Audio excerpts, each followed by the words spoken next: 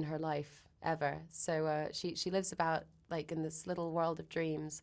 And when we first meet her, she has like been bitten by the bug of matchmaking, and she finds that a way that she can put her energy, because she's just a bit bored, is in trying to make people happy by putting them together. And when a new girl comes to town, she sort of adopts her as a new puppy and decides that she really wants to make a match for her new friend.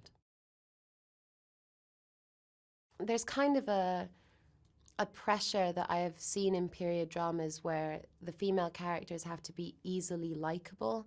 And I really wanted to stay true to what Austen said about her own character, which is, I've written a character that not many other people other than myself will like.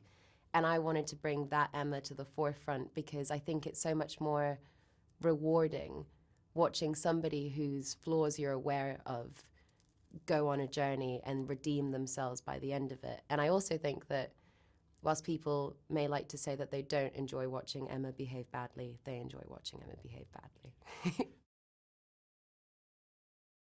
Emma is so complicated and her emotions twist on a dime, and I was excited by that challenge. I also think people really like to put other people in boxes, and from my choices in the past, I always ended up in darker films, and so this was more an opportunity for me to show that I am an actor and I'm versatile.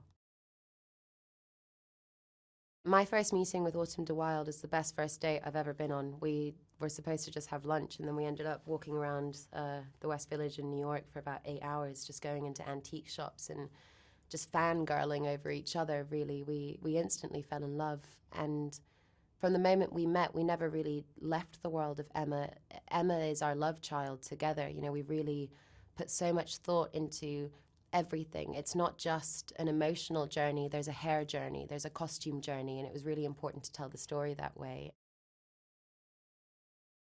I can't imagine anybody else directing it like this, because the thing about Austen is it is witty, it is supposed to be funny, but you're laughing not just with the characters but also at them, and Autumn really got that immediately. So there were elements of, you know, slapstick that we put in there, and we're kind of genre hopping all over the place, and it always felt special, and I think seeing the finished product, it was what we thought it was going to be. The clothes are also so fabulous. Our costume designer, Alexandra Byrne, is literally somebody that I want to be when I grow up. Like, she's the coolest woman ever. But she created all of these extravagant costumes that helped tell the story and helped, you know, glean information about the characters. And so if I'm wearing a coat that has an exceptional back, all of a sudden I'm acting, you know, over my shoulder to really show that. And that's something that Emma would have done because she really likes her clothes, and she likes to sit and position herself in good lighting and next to flowers and pretend she's a painting. So that really helped me.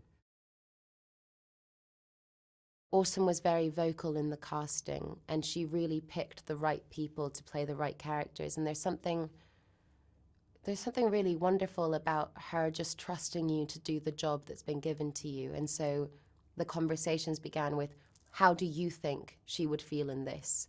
And then it's her job to sit back and just slowly guide and gradiate everything that's going on, just to make sure that it's tonally correct. But she really just followed us, which is wonderful. I have the most wonderful sister-mother relationship with Autumn, and she's very good at creating those bonds. So really important decisions about this movie were made, you know, with both of us having slippers and face masks and just like having a sleepover. And that's how we were, you know, making these choices. And I got to be a part of the casting process, which I'd never done before. And those chemistry reads were so much fun because it was unbelievable to be on the other side of, you know, that table and actually see how people make these kinds of decisions.